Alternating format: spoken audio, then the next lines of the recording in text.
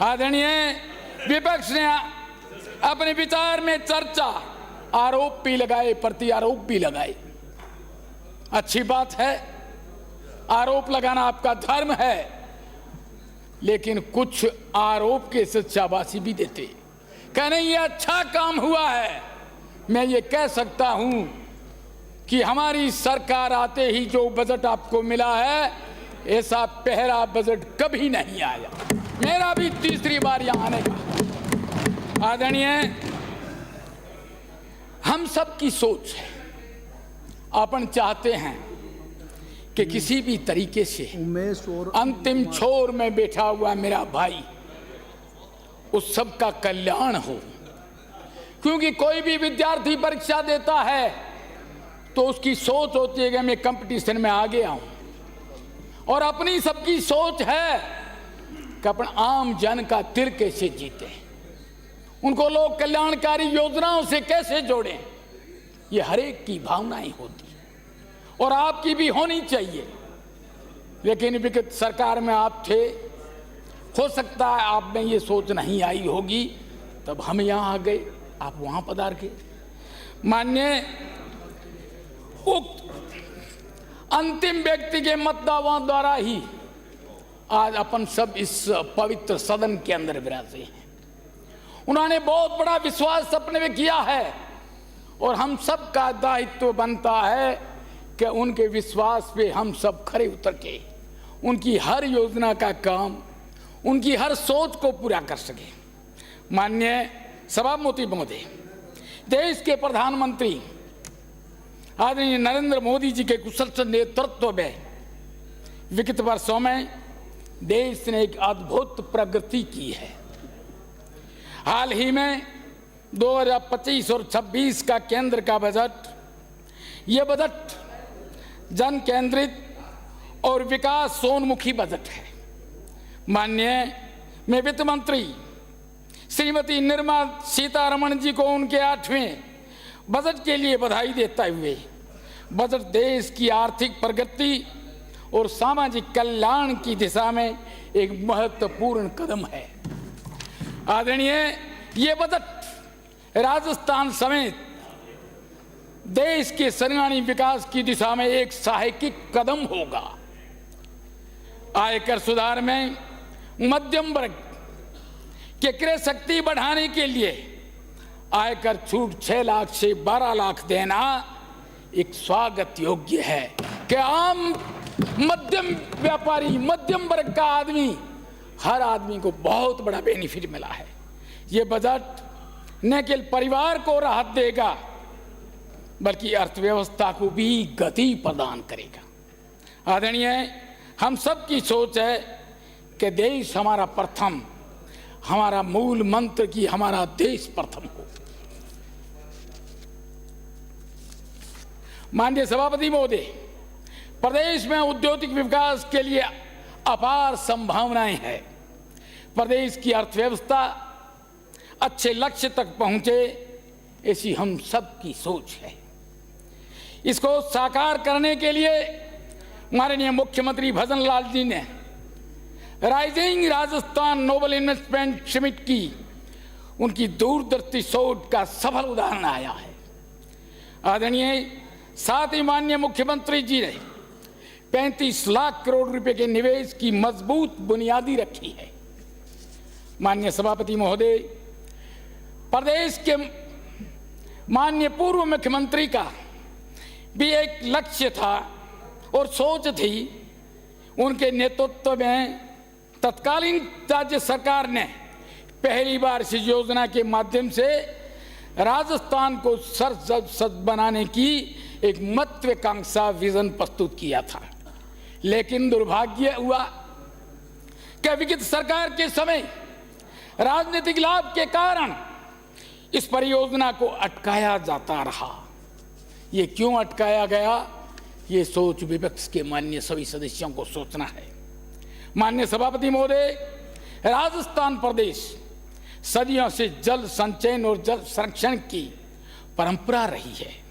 विशेषकर हमारा पश्चिमी राजस्थान, जिसके अंतिम छोर जिला जैसलमेर में मैं रहता हूं, जल संचय के लिए महत्व और बेहतर समझता था।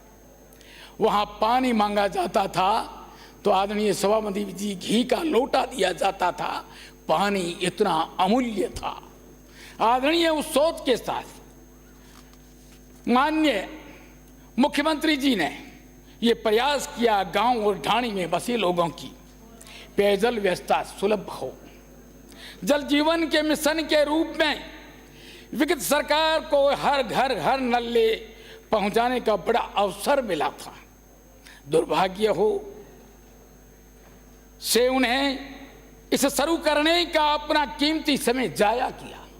आपके पास बहुत बड़ा समय था, बहुत बड़ी सोच थी कि इस जल जीवन मिशन को आम ढाणी और गांव तक पहुंचे।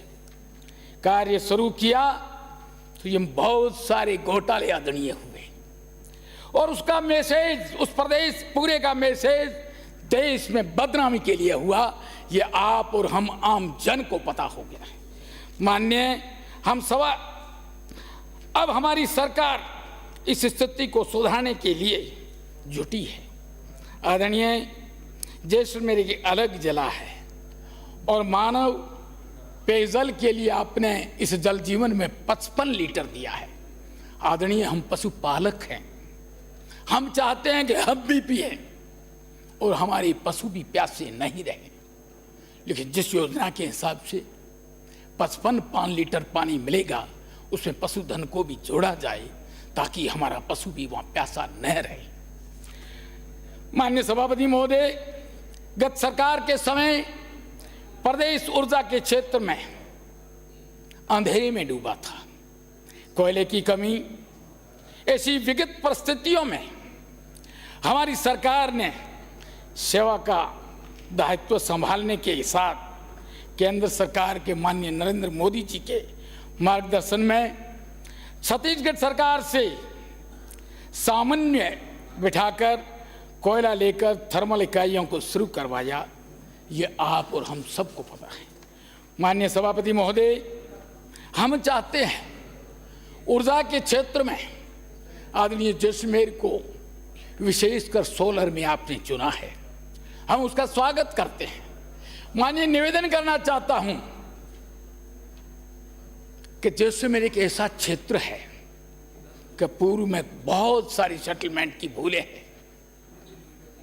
हमारे पूर्वजों ने कई वृक्ष लगाए थे, चाहे वो खेजड़ी हो, चाहे वो जाल हो, चाहे वो बोरडी हो, और उसका हमने नाम दिया था कि मुंहमुखी ये हमारी ओरण है, इन देवताओं के नाम होगी।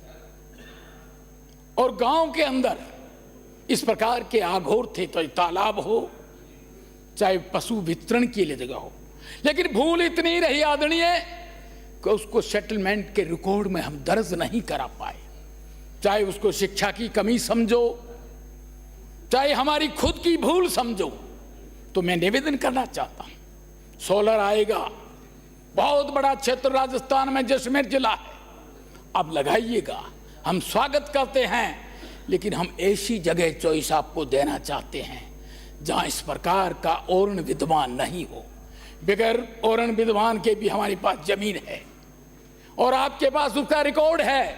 आदरणीय ओरण, खेतों के आघोर, हमारे एनिकट्स के आघोर, हमारे तालाब के आघोर और हमारी जो ओरण विद्यमान आज है उसको छोड़कर आगे जगह दिए जाए, जिससे कि ऊर्जा पैदा हो, मेरे जैसलमेर को भी मिले और मेरे पूरे राजस्थान को मिले, ऐसी हमारी कामनाएं हैं। आदरणीय माननीय सभापति महोदय, साथ में प्रदेश के मुखिया का भी विजन है कि हमारा प्रदेश ऊर्जा से क्षेत्र में कैसे आत्मनिर्भर बने। ये लक्ष्य आपने जो सोचा है आदरणीय, ये लक्ष्य आपका पूरा हुआ।